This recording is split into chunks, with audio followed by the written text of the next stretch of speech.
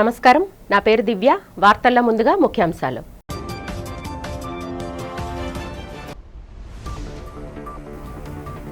అమరావతి సచివాలయంలో ముఖ్యమంత్రి చంద్రబాబు అధ్యక్షతన జరిగిన మంత్రివర్గ సమావేశం. పలు కీలక అంశాలపై చర్చించి ఆమోదించిన మంత్రివర్గం.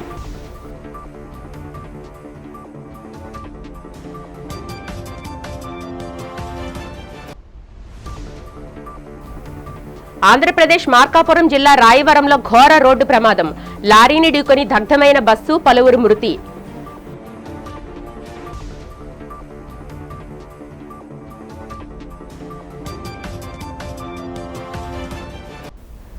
విద్యార్థులకు పౌష్టికాహారం అందించడంలో రాజీ పడే ప్రసక్తి లేదంటున్న దక్షిణ ఎమ్మెల్యే వంశీకృష్ణ శ్రీనివాస్. నియోజకవర్గంలో పలు స్కూళ్లలో మధ్యాహ్న భోజన పథకం అమలు పరిశీలన.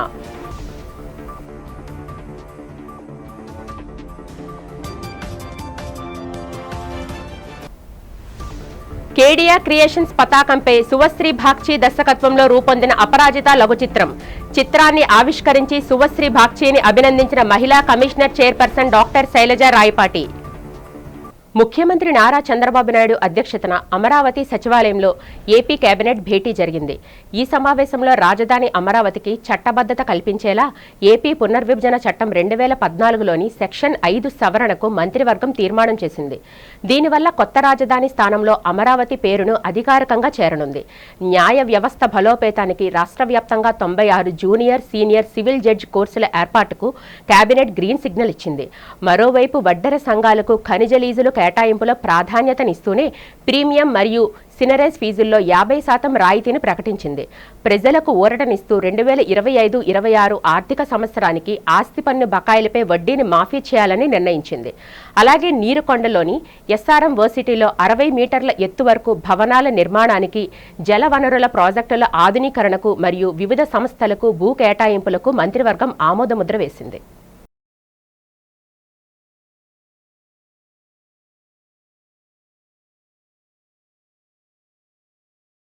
రాష్ట్రంలోని పుణ్యక్షేత్రాల అభివృద్ధికి, హిందూ ధర్మ పరిరక్షణకు కూటమి ప్రభుత్వం కట్టుబడి ఉందని ఉప ముఖ్యమంత్రి పవన్ కళ్యాణ్ స్పష్టం చేశారు. విజయనగరం జిల్లా రామతీర్థంలోని బోడికొండపై 3.40 కోట్లతో నిర్మించిన 3.7 కిలోమీటర్ల గిరి ప్రదక్షిణ మార్గాన్ని ఆయన వర్చువల్గా ప్రారంభించి భక్తులకు అంకితం చేశారు.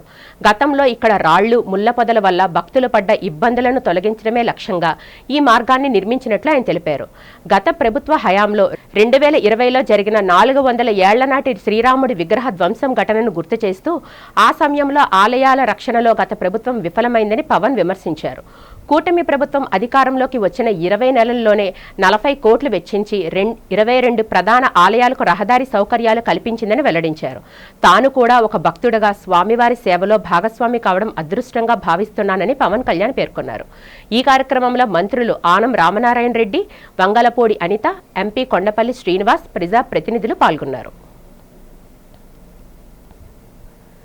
గౌరవ జిల్లా మంత్రివర్యులు, రాష్ట్ర హోంశాఖ మంత్రి వంగల్పూడి అనిత గారికి, గౌరవ దేవాదాయ శాఖ మంత్రివర్యులు శ్రీ ఆనం రామనారాయణ రెడ్డి గారికి నా హృదయపూర్వక నమస్కారం.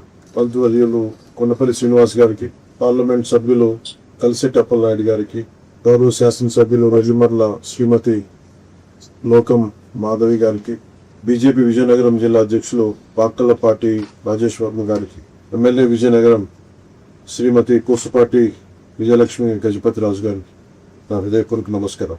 గత ప్రభుత్వంలో రామతీర్థం అనగానే రాముడి తల సిరిచ్ఛేదం జరిగిందే మనకు గుర్తుండిపోయింది. ఈరోజు కొన్ని దశాబ్దాలు అడుగుతూ ఉన్నారు. ఈ రోడ్డు ఒక 3.70 కిలోమీటర్ల రోడ్డు, రాళ్ళు రప్పలతోటి, ముళ్ళ తొప్పలతో నిండిపోయిన రోడ్డు చాలా కష్టంగా ఉండేది. ఆ గిరి ప్రదక్షిణకి వచ్చే భక్తులు కష్టమైనా సరే ఆ మార్గంలో నడిచేవాళ్ళు. ఈ విషయాన్ని స్థానిక శాసనసభ్యురాలు శ్రీమతి లోకం మాధవి గారితో పాటు కొంతమంది భక్తులు దృష్టికి తీసుకొస్తే అది మన గౌరవ సీఎం చంద్రబాబు నాయుడు గారు కూటమి ప్రభుత్వం అధికారం చేపట్టిన తర్వాత ఆలయాల పవిత్రని సంరక్షించే చర్యల్లో భాగంగా రామనారాయణ రెడ్డి గారి ఆధ్వర్యంలో చాలా గుళ్ళకి మనం తిరిగి పునర్జీవం ఇవ్వటం జరిగింది. దాంట్లో భాగంగానే ఈరోజు మన రామతీర్థం గుడికి 3.70 కిలోమీటర్ల రోడ్డు 3,40,00,000 ప్రత్యేకించి జాతీయ గ్రామీణ ఉపాధి హామీ పథకం కింద గిరి ప్రదర్శన మార్గంలో పీటీ రోడ్డు నిర్మించాం. అధికారుల సహకారం శ్రీరామనవమికి 2 రోజుల ముందే ఈ రోడ్డుని అందుబాటులోకి తీసుకురావడం అధికారులకు మనస్ఫూర్తిగా నా ధన్యవాదాలు తెలియజేస్తాను. అలాగే ఏ సమస్య ఉన్నా కానీ ప్రత్యేకించి ఈ ఎండోమెంట్ సంబంధించిన ఏ సమస్య ఉన్నా సార్ చాలా పెద్ద మనసు రామనారాయణ రెడ్డి గారు సహకారం అందించడం మనస్ఫూర్తిగా వారికి నా ధన్యవాదాలు తెలియజేస్తా ఉన్నాం. దేశంలోనే తొలిసారిగా మన రాష్ట్రంలో పీఎన్జీ గ్యాస్ వినియోగాన్ని పెంచాలని ప్రభుత్వం నిర్ణయం తీసుకుందని రాష్ట్ర పౌర సరఫరాల శాఖ మంత్రి నాదెండ్ల మనోహర్ తెలిపారు. ముఖ్యమంత్రి నారా చంద్రబాబు నాయుడు అధ్యక్షతన జరిగిన రాష్ట్ర కేబినెట్ సమావేశంలో ఈ కీలక నిర్ణయాన్ని తీసుకున్నట్లు చెప్పారు. కేబినెట్ సమావేశం అనంతరం మీడియా సమావేశంలో నాదెండ్ల మనోహర్ మాట్లాడారు. ఎల్పీజీ గ్యాస్ వినియోగించే స్థానంలో ప్రత్యామ్నాయంగా పీఎన్జీ గ్యాస్ వినియోగించే విధంగా చర్యలు తీసుకుంటున్నట్లు చెప్పారు. 365 రోజుల పాటు 24 గంటలు ఈ గ్యాస్ వినియోగదారులకు అందుబాటులో ఉంటుందన్నారు. ప్రజలందరూ వినియోగించడంతో పాటు రాష్ట్రంలో ప్రఖ్యాత దేవాలయాలు, అన్నా క్యాంటీన్లు, పెద్ద పెద్ద హోటల్స్ ఇలా అందరికీ పీఎన్జీ గ్యాస్ అందించడం జరుగుతుందన్నారు. ఈ గ్యాస్ సరఫరా చేసేందుకు రాష్ట్రంలో అన్ని మౌలిక వసతులు పుష్కలంగా ఉన్నాయని మంత్రి మనోహర్ తెలిపారు. భవిష్యత్తులో ఎటువంటి విపత్కర పరిస్థితుల్లోనైనా ప్రజలకు ఇబ్బందులు కలగకుండా ఉండేందుకు పీఎన్జీ గ్యాస్ వినియోగంలోకి తెస్తున్నట్లు చెప్పారు. ఈ నిర్ణయం ముఖ్యమంత్రి చంద్రబాబు నాయుడు దూరదృష్టికి నిదర్శనమన్నారు. పిఎన్జి ద్వారా గ్యాస్ నిరంతరంగా సరఫరా అవుతూ ఉంటుంది. సిలిండర్ లాగా మనం ఎప్పుడైతే మన సిలిండర్ నిల్వలు పూర్తవుతాయి ఇమీడియట్గా వెళ్ళి మళ్ళీ మనం దాన్ని మార్చుకునే అవకాశం, బుకింగ్స్ అటువంటి అవసరం లేకుండా నిరంతరం 24/7 365 డేస్ మనకి సరఫరా జరిగే అవకాశం ఉంటుంది. అదే కాకుండా ప్రత్యేకంగా అపార్ట్మెంట్స్లో కానివ్వండి, ఇండస్ట్రియల్ యూనిట్స్ అంటే మన హోటల్స్, పెద్ద పెద్ద రెస్టారెంట్స్, వీళ్ళందరూ కూడా ఈ స్కీమ్లో ఉపయోగించుకుంటే కేంద్ర ప్రభుత్వం నుంచి మనం ప్రస్తుతం తీసుకునే ఈ కమర్షియల్ ఎస్టాబ్లిష్మెంట్స్ కోసం ఇచ్చే 10% కాకుండా అడిషనల్ 10% కూడా మనకు వచ్చే అవకాశం ఉంది. కాబట్టి దీన్ని ప్రమోట్ చేద్దామని ఈరోజు రాష్ట్ర కేబినెట్ ఒక నిర్ణయం తీసుకుంది. ప్రధానంగా ఆలయాల్లో కూడా తిరుమల తిరుపతి దేవస్థానం, విజయవాడలో మన దుర్గమ్మ ఆలయం, అదేవిధంగా ప్రధానమైన ఆలయాలు శ్రీకాళహస్తి, అన్నవరం, విశాఖపట్నంలో సింహాచలం, వీటన్నిటిలో కూడా ఇమీడియట్గా ప్రత్యామ్నాయంగా పిఎన్జి ఫెసిలిటీ తీసుకోవాలని ఈరోజు గౌరవ ముఖ్యమంత్రి గారు కేబినెట్ సమావేశాల్లో సమాచారం అందించడం జరిగింది. గిరిజనుల నుంచి సేకరించిన ప్రతి సమస్యను రాష్ట్ర ప్రభుత్వం దృష్టికి తీసుకువెళ్లి అర్హులైన ప్రతి గిరిజనుడికి న్యాయం జరిగేలా కమిషన్ కృషి చేస్తుందని ఆంధ్రప్రదేశ్ రాష్ట్ర ఎస్టీ కమిషన్ చైర్మన్ సొల్ల బొజ్జిరెడ్డి స్పష్టం చేశారు.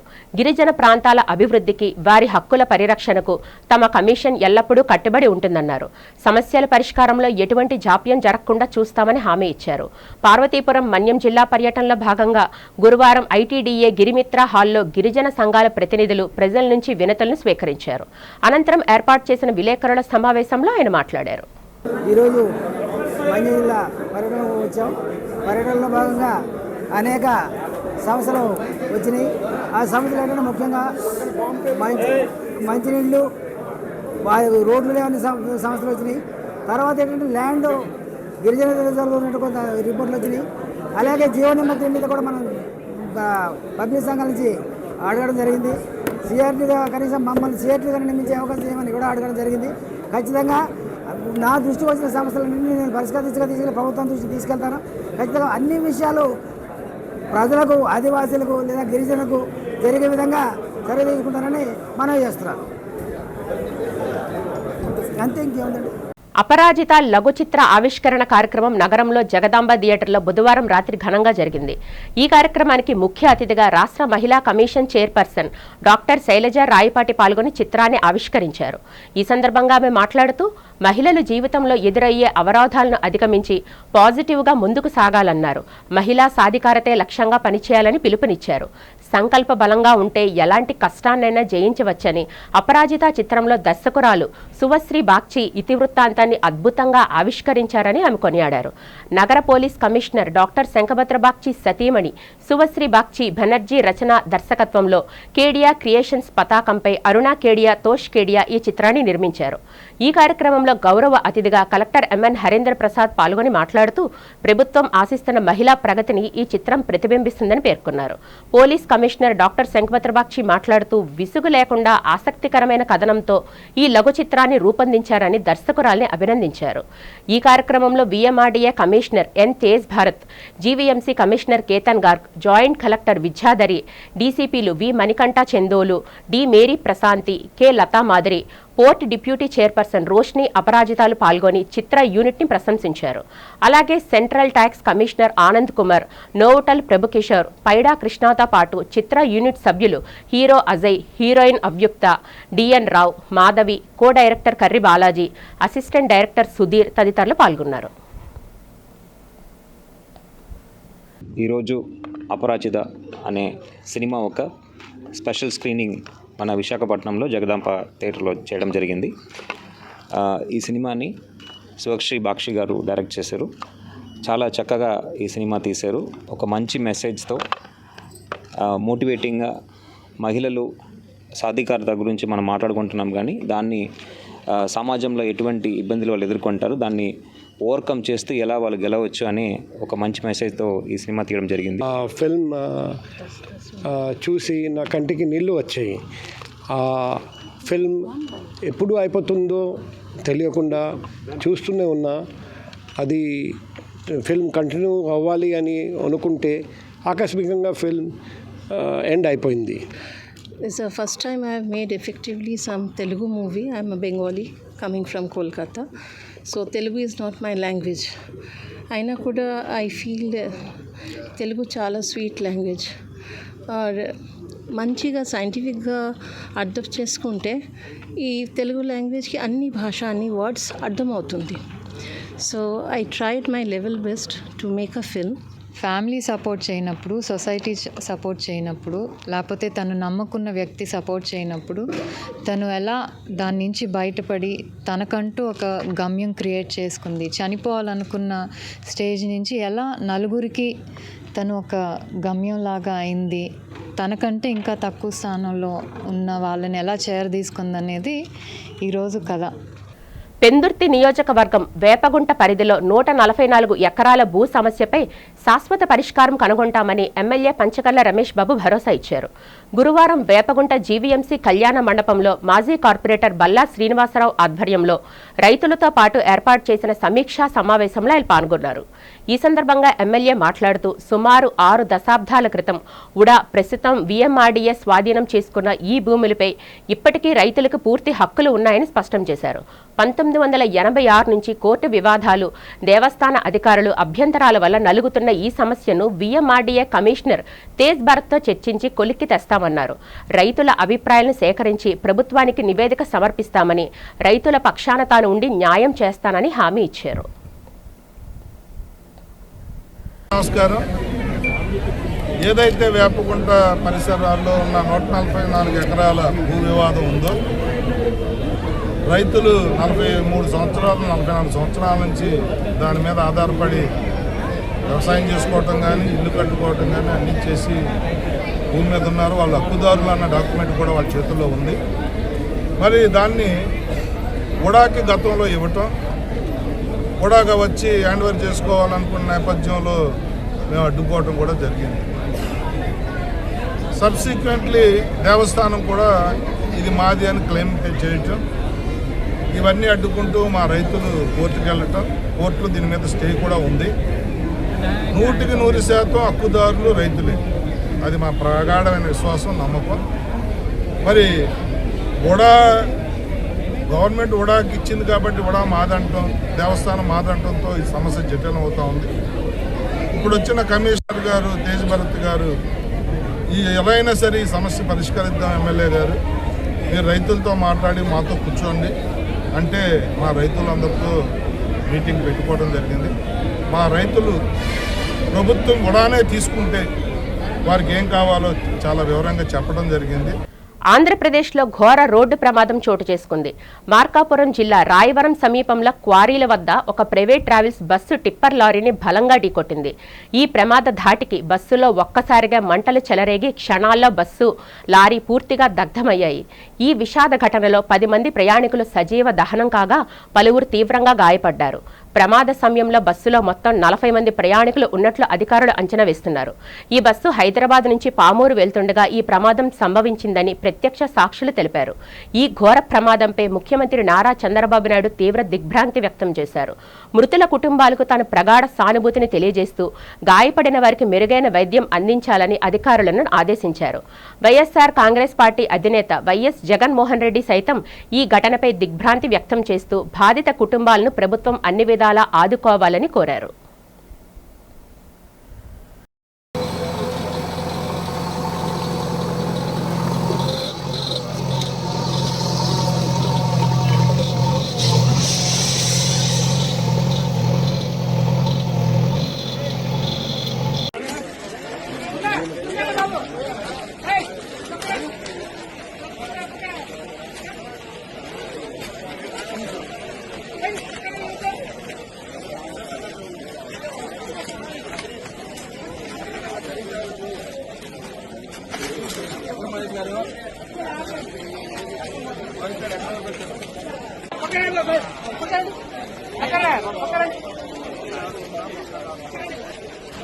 విద్యార్థులకు పౌష్టిక ఆహారాన్ని ఇవ్వడంతో పాటు వారికి చక్కని విద్యను అందించే విషయంలో రాష్ట్ర ప్రభుత్వం ఎక్కడా రాజీ పడటం లేదని ఎమ్మెల్యే సిహెచ్ వంశీకృష్ణ శ్రీనివాస్ తెలిపారు. అల్లిపురంలో ఎంజీఎం మున్సిపల్ స్కూల్లో మధ్యాహ్న భోజన పథకం అమలు జరుగుతున్న తీరును పరిశీలించారు. విద్యార్థులతో కలిసి భోజనం చేశారు.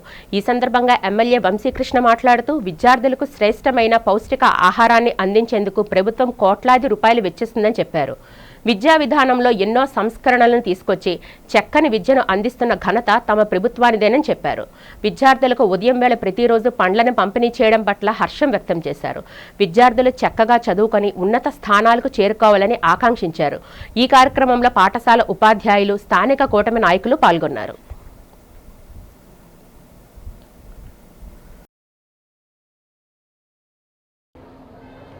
ప్రభుత్వం ఎంతో ప్రతిష్టాత్మకంగా తీసుకున్నటువంటి ఈ కార్యక్రమం ఎడ్యుకేషన్, హెల్త్ చాలా ఇంపార్టెంట్ కాబట్టి ఈ రెండు ఉంటే ఏ రాష్ట్రమైనా దేశమైనా అభివృద్ధి జరిగినట్టుగా భావించి గౌరవ ముఖ్యమంత్రి గారు కానీ డిప్యూటీ సీఎం గారు లోకేష్ అందరూ కూడా ఎడ్యుకేషన్ని ఒక అద్భుతంగా తీర్చిదిద్దాలి. ఈ రాష్ట్రాన్ని స్కూల్స్ అన్నీ బాగుండాలి, పిల్లలు హెల్తీగా ఉండాలి అని చెప్పేసి ఒక మంచి ఫుడ్డు, ఎడ్యుకేషన్కి కావాల్సినటువంటి అన్ని వసతులు ఇవాళ ప్రభుత్వం అందిస్తుంది. కాబట్టి పిల్లలు బాగా చదువుకోవాలి, ఆర్థికంగా ఎదగాలి, సామాజికంగా ఎదగాలి, అప్పుడే రాష్ట్రం అభివృద్ధి జరిగినట్టుగా భావించాలని చెప్పేసి ఇవాళ ఒక అద్భుత కార్యక్రమం చెక్ చేయడం జరిగింది. సో అందరూ కూడా పిల్లలందరూ చాలా హ్యాపీగా ఉన్నారు. ఇక్కడ ఉన్నటువంటి స్టాఫ్ కానీ, హెచ్ఎం గారు కానీ, లేకపోతే గవర్నమెంట్ అధికారులు అందరూ కూడా పాల్గొనడం జరిగింది. సో చాలా హ్యాపీగా ఫుడ్ చాలా బాగుంది, అక్షయ పాత్రలు చాలా బాగా చేస్తూ ఉన్నారు. సో పిల్లలందరూ కూడా చాలా హ్యాపీగా ఉంది. మాకు ఏ ప్రభుత్వం లేని విధంగా ఇవాళ ఫుడ్తో పాటు మాకు స్కూల్ యూనిఫామ్ దగ్గర నుంచి సర్వస్వం ఇస్తున్నారు. మేము బాగా చదువుకున్నామని చెప్పడం జరిగింది. ఇక్కడ ఉన్నటువంటి స్టాఫ్ కూడా చాలా చక్కగా నీట్గా మెయింటైన్ చేస్తున్నారు. భవిష్యత్తులో ఇంకా ఈ స్కూల్కి కావాల్సిన అవసరాలు ఏమైనా ఉన్నా కూడా చిన్న చిన్న ఇష్యూస్ ఉన్నాయి, వాటిని కూడా కంప్లీట్ చేస్తాం. ఇంకా ఈ నియోజకవర్గంలో ఏ స్కూల్స్ ఉన్నాయో వాటిని అన్నిటి కూడా ఆల్మోస్ట్ సిఎస్ఆర్ ఫండ్స్ ద్వారా లేకపోతే గవర్నమెంట్ ఫండ్స్ ద్వారా అన్ని విధాలు కూడా వాళ్ళకు కంప్యూటర్ ల్యాబ్ దగ్గర నుంచి పిల్లల చాలా లక్ష్యంగా మేము పనిచేస్తున్నాం. స్కూల్ ఆవరణం కూడా నీట్గా తయారు చేయడం, పిల్లలకి ఏ అయితే వసతులు అన్నీ సమకూరుస్తున్నాం, వాళ్ళు బాగా చదువుకోవాలి, వాళ్ళు బాగా ఎదగాలనే లక్ష్యంతో పనిచేస్తున్నాం. స్కూల్స్ అన్నీ కూడా రూపురేఖలు మార్చడం జరిగింది. ఇంకా ఎక్కడైనా కొన్ని స్కూల్స్లో ఇష్యూస్ ఉన్నా కూడా వాటిని కూడా టేకప్ చేసి వాటిని కూడా పూర్తి స్థాయిలో అభివృద్ధి చేస్తామని తెలియజేస్తూ ఉన్నాం. ప్రపంచ ప్రఖ్యాత పర్యావరణవేత్త ఇంజనీర్ డాక్టర్ తాతా ప్రకాశం సమాజానికి చేస్తున్న సేవలను వక్తలు కొనియాడారు. విశ్వ హిందూ పరిషత్ జాతీయ అధ్యక్షులు ఆచార్య యార్లగడ్డ లక్ష్మీప్రసాద్ ఆధ్వర్యంలో ఏయూ హిందీ భవన్లో తాతా ప్రశంసకు ఘన సత్కారం జరిగింది. బీజేపీ శాసనసభాపక్ష నేత పెనుమత్స విష్ణుకుమార్ రాజు పద్మశ్రీ ఆచార్య యార్లగడ్డ లక్ష్మీప్రసాద్ ఘనంగా సత్కరించి ప్రకాశంకు జ్ఞాపికను అందజేశారు. ఈ సందర్భంగా సన్మాన గ్రహీత తాతా ప్రకాశం, విష్ణుకుమార్ రాజు, యార్లగడ్డ లక్ష్మీప్రసాద్ మాట్లాడారు. తాతా ప్రకాశం ఎన్నో ఏళ్లుగా వెలకట్టలేని సేవలను ఉచితంగా అందిస్తున్నారని చెప్పారు. జల వనరుల నిర్వహణ, మలిన జలశుద్ధి, ఘన వ్యర్థాల నిర్వహణ, పునరుత్పాదక శక్తి రంగాల్లో ఎన్నో పరిశోధనలు చేసి ఉచితంగానే సేవలు అందిస్తున్నారని తెలిపారు. ఈ రంగాల యొక్క ప్రాముఖ్యతపై ప్రజల్లో అవగాహన కల్పించేందుకు ఆయన చేస్తున్న కృషిని ప్రశంసించారు.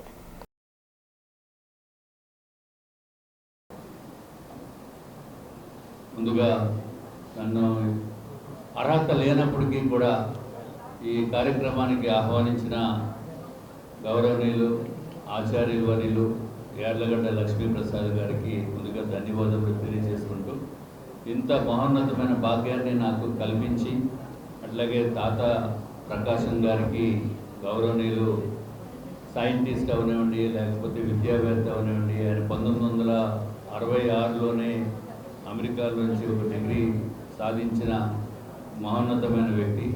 నేను పుట్టిందే 1961 కాబట్టి నేను పుట్టి 5 సంవత్సరాలకే వారు విద్యావేత్తగా ఉండి వారికి అటువంటి పెద్దలకి నా చేత సన్మానం చేయటం అంటే వారిని గౌరవించుకోవడం కాదు, నన్ను గౌరవించినట్టుగా నేను భావిస్తాను. నగరంలో 3 రోజుల పాటు అంతర్జాతీయ పారిశ్రామిక ఇంజనీరింగ్ ఉత్పత్తుల ప్రదర్శన నిర్వహించనున్నట్లు నిర్వాహకులు తెలిపారు. నగరంలో జరిగిన మీడియా సమావేశంలో వారు మాట్లాడుతూ ఈ నెల 27 నుంచి 29 వరకు ఈ ప్రదర్శన గాదిరాజు ప్యాలెస్లో జరుగుతుందన్నారు. ఉదయం 11 గంటల నుంచి రాత్రి వరకు ఈ ప్రదర్శన ఉంటుందన్నారు. ఇండోర్ ఇన్ఫోలైన్ సంస్థ, Vizagapatnam chamber of commerce and industries సంయుక్త ఆధ్వర్యంలో ఈ ప్రదర్శనను నిర్వహిస్తున్నట్లు తెలిపారు.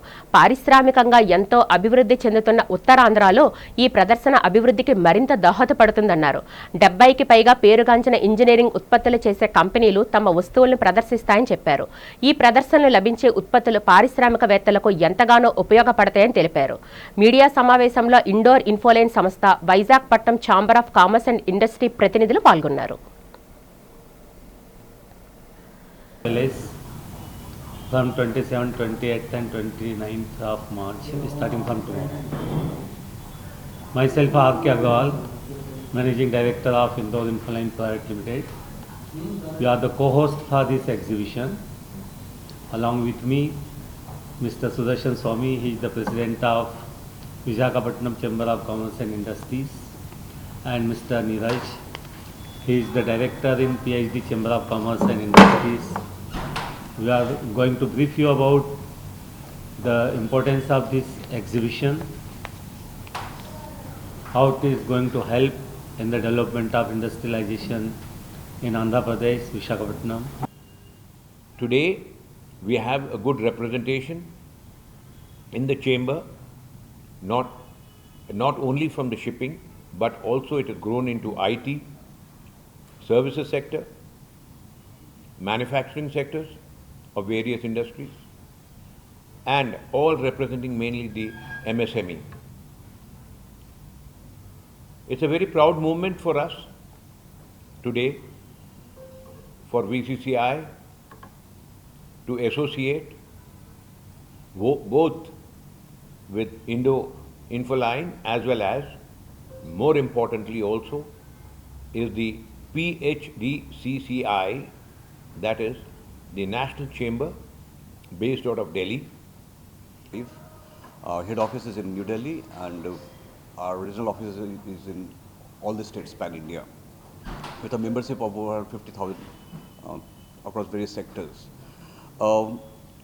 We as a chamber represent and help out the medium, small and MSMEs basically pan-India to help them in terms of representing them to the government at the central as well as the state level.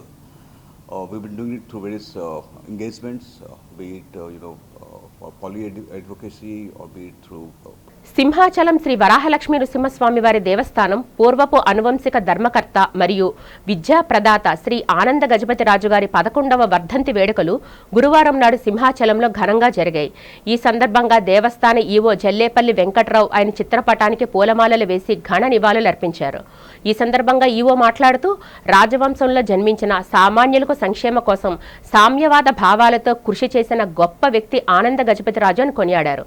ముఖ్యంగా ఉత్తరాంధ్రలో విద్యారంగ అభివృద్ధికి, సింహాచలం ఆలయ ప్రగతికి ఆయన చేసిన సేవలు చిరస్మరణీయమని గుర్తు చేసుకున్నారు. ఈ కార్యక్రమంలో ఏఈఓలు తిరుమలేశ్వరరావు, రమణమూర్తి, ఈఈ రాంబాబు మరియు ఇతర అధికారులు, ఆలయ సిబ్బంది పాల్గొని నివాళులు అర్పించారు.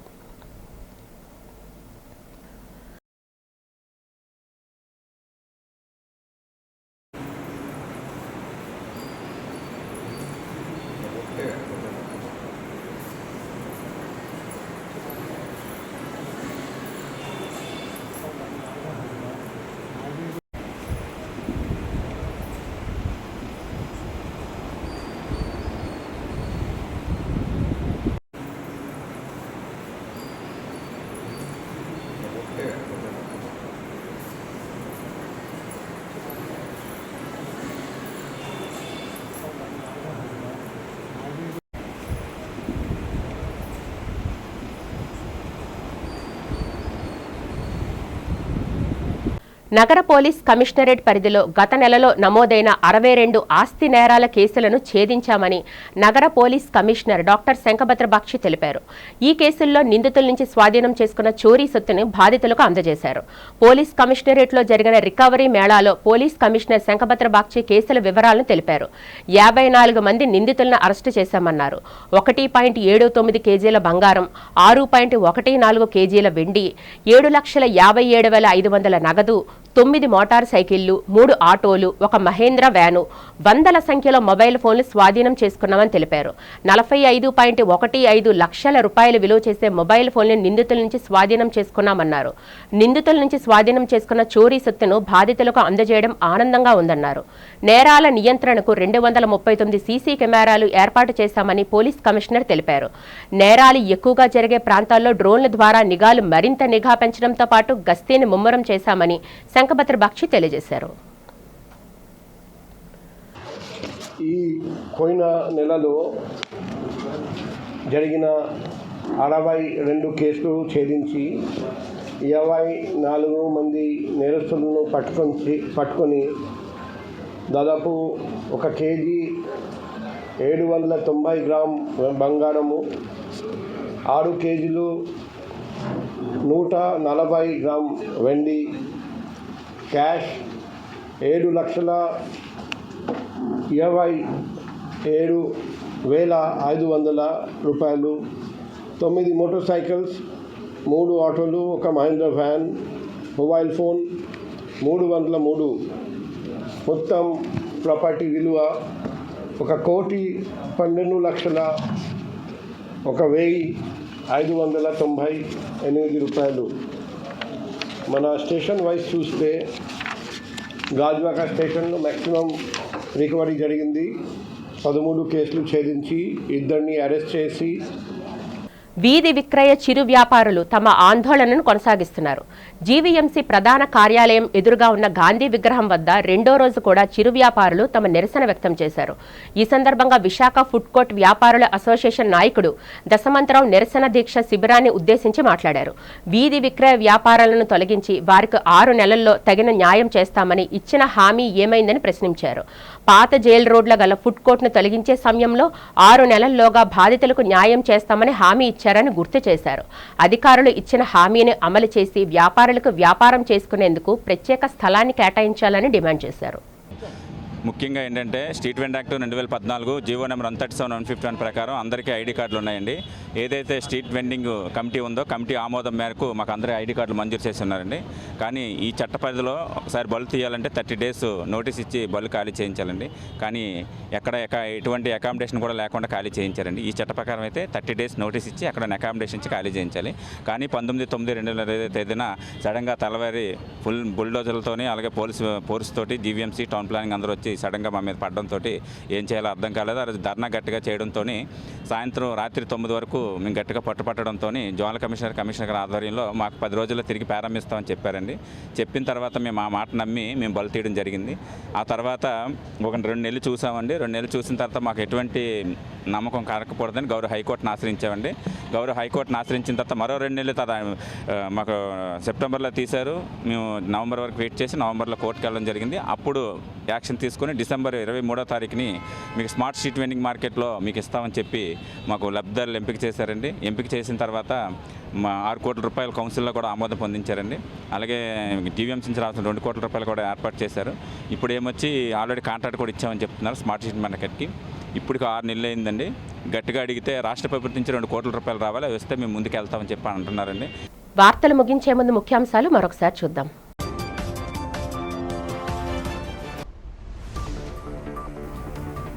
అమరావతి సచివాలయంలో ముఖ్యమంత్రి చంద్రబాబు అధ్యక్షతన జరిగిన మంత్రివర్గ సమావేశం.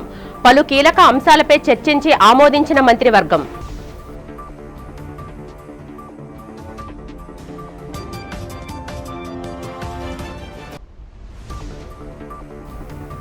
ఆంధ్రప్రదేశ్ మార్కాపురం జిల్లా రాయవరంలో ఘోర రోడ్డు ప్రమాదం. లారీని ఢీకొని దగ్ధమైన బస్సు, పలువురు మృతి.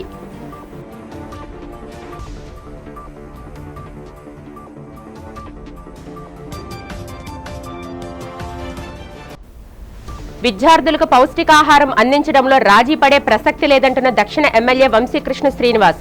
నియోజకవర్గంలో పలు స్కూళ్లలో మధ్యాహ్న భోజన పథకం అమలు పరిశీలన.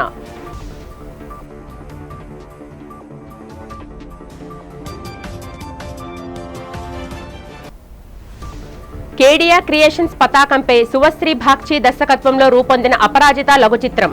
చిత్రాన్ని ఆవిష్కరించి సువశ్రీ భాగ్చిని అభినందించిన మహిళా commissioner chairperson doctor Sailaja Rayapati. ఈ వార్తలు ఇంతటితో సమాప్తం. నమస్కారం.